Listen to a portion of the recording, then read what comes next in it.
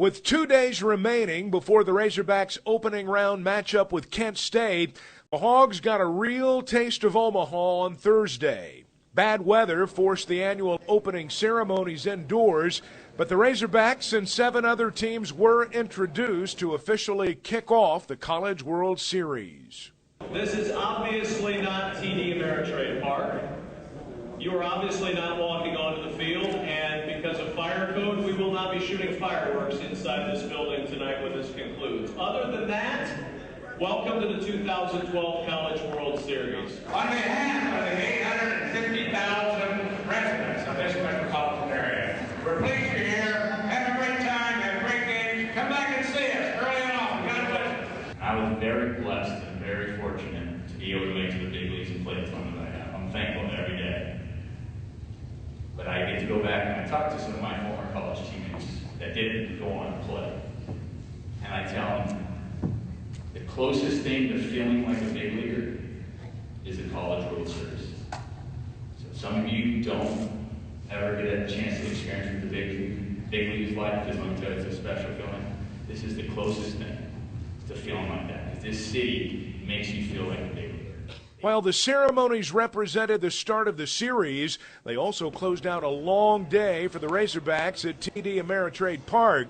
The team spent most of the day there, from a group photo by the iconic Road to Omaha statue to a photo shoot for ESPN's broadcast to a tour of the stadium.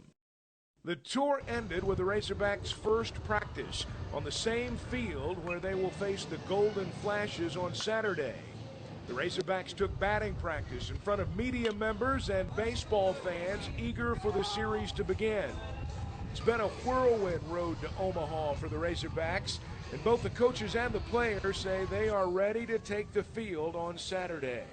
Scott says, just thrilled to be here. It's been a ride this year. This season's been something else. It's been exciting. It's been disappointing, a little bit of everything. And I'll tell you, getting through that Super Regional was very special. So, again, just extremely excited to be here and can't wait to get out on the field. I was fortunate to go my first year here, and now I get to come back my senior year, and it's an honor. I mean, a lot of kids don't ever get a chance to even come to the College World Series, and I'm fortunate to play in 2, Tim and I, and so we're just going to take advantage of this, try to come out and win the whole thing. We've wanted to get after it and get to Omaha and win a national championship. Some teams just try to get to Omaha and see what happens, but our goal is to come here and win, and we think we can do that. The Razorbacks have familiar opponents on their side of the bracket. SEC opponents Florida and 2-time defending national champ South Carolina join the Razorbacks in Omaha. Now that's a testament to the strength of the SEC. But Coach Van Horn, Florida head coach Kevin O'Sullivan, and South Carolina head coach Ray Tanner agree that it also means the road to the national championship has been made that much harder. Just talking about those two teams, obviously we've had the opportunity to play them. I don't know if it's an opportunity, but we play them every year. I just know how talented they are, and I knew that they were probably thinking, how did this happen? And as coaches, they're both friends of mine, respect them a lot. We're all going to have to play each other anyway sometime, so why not right out of the chute? We played in Fayetteville, and the thing that was in my mind then and it still is, can you get on the board? Can you score? Their pitching is really, really good, and certainly they got some good players, but they can, much like Coach O'Sullivan's team, they can shut you down. I mean, you're very fortunate if you get an opportunity to score some runs, and hope you get a CNI dog or a bloop somewhere to get some things going. You're just not going to go out there and smack it around. That's how good they are, and very, very impressed with their arms and how they've been able to win. They battle at the plate. I mean, they're very aggressive early in the count. They got some guys in the middle of the order that could really hurt you.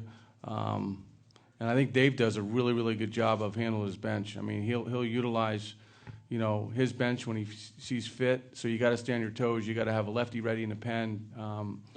He does a really good job of getting most out of his players. But like we said from the beginning, it all starts with the pitching, and I think their pitching is as good as anybody's in the country, to be quite honest with you. Now, the Razorbacks aren't getting ahead of themselves. They know the Golden Flashes stand in their way first.